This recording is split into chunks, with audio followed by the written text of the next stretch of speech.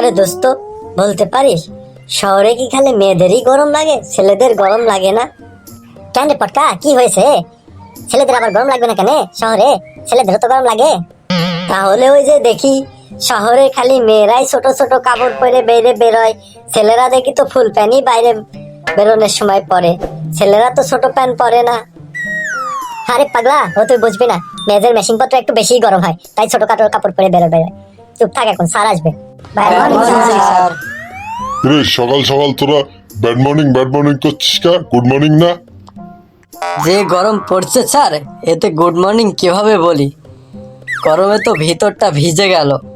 ঠিকই স্যার, এত গরমে আপনি গুড থাকতে পারেন, আমরা গুড নাই। হ্যাঁ স্যার, আমাদের ওপর থেকে নিচ পর্যন্ত সব ভিজে গেছে। হয়েছে হয়েছে, পড়াশোনার খবর নেই, গরম নিয়ে ব্যস্ত। কিরে পটাশ, তুই স্কুল ড্রেস পরে না এসে কি পরে এসেছিস সেটা? স্যার ভেবেছিলাম জন্মদিনের ড্রেসটা পরে আসব, কিন্তু দেখলাম সবাই লজ্জা পেতে পারে, তাই কোনো রকম এটা পরে এসেছি। অতিরিক্ত গরম পড়ছে, যার কারণে স্কুল ড্রেস পরে আসতে পারিনি। সরি স্যার, দুঃখিত, কিছু মনে করবেন না। তোর আবার এত কিসের গরম? তোর তো মাথায় চুলই নেই। স্যার সে কারণেই তো বেশি গরম। ওপর থেকে ছাদটা যদি একটু ঠেকাতো তাহলে গরমটা শরীরে কম লাগতো।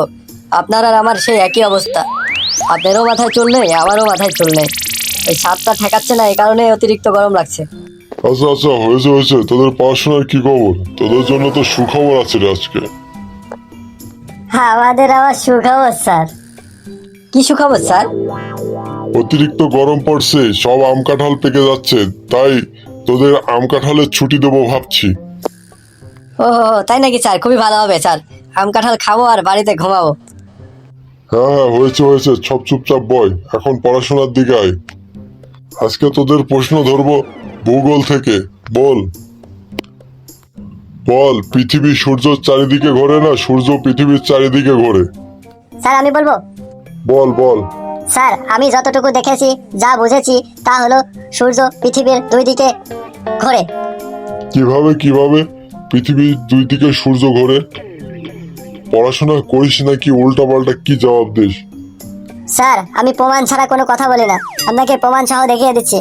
দেখবেন প্রতিদিন সকালে ঘুম থেকে উঠে পূর্ব আকাশে তাকালে দেখতে পারবেন সূর্য পূর্ব দিকে উঠেছে, এবং প্রতিদিন বিকেলে মাগরিবের আজানের দিকে পশ্চিম দিকে তাকালে দেখতে পারবেন সূর্য পশ্চিমের দিকে অস্ত যাচ্ছে। তাহলে এটা থেকে আমরা বুঝতে পারি যে সূর্য পৃথিবীর এ পাশ থেকে ওই পাশে যায়, সূর্য কখনোই পৃথিবীর চারিদিকে ঘোরে না। এটা হচ্ছে বাস্তব প্রমাণ। সূর্য পূর্ব দিক থেকে পশ্চিম দিকে অস্ত যায়, তাই আমরা ধরে নিতে পারি সূর্য পৃথিবীর দুই দিকে ঘোরে, পূর্ব থেকে পশ্চিম পর্যন্ত। তোর যুক্তি অবশ্য ঠিক আছে, এটা সচক্ষে দেখা যায়, কিন্তু বাস্তবতাটা এটা নয় রে। 10 দিন তো ছুটি আছে, বাড়িতে গিয়ে একটু ভালো করে পড়াশোনা করিস। এই তো স্যার, আপনার ছুটি দেওয়া লাগবে না, আপনার ছুটি আপনি ঘুরিয়ে নিন। কেন কেন, কি হয়েছে, ছুটি লাগবে না?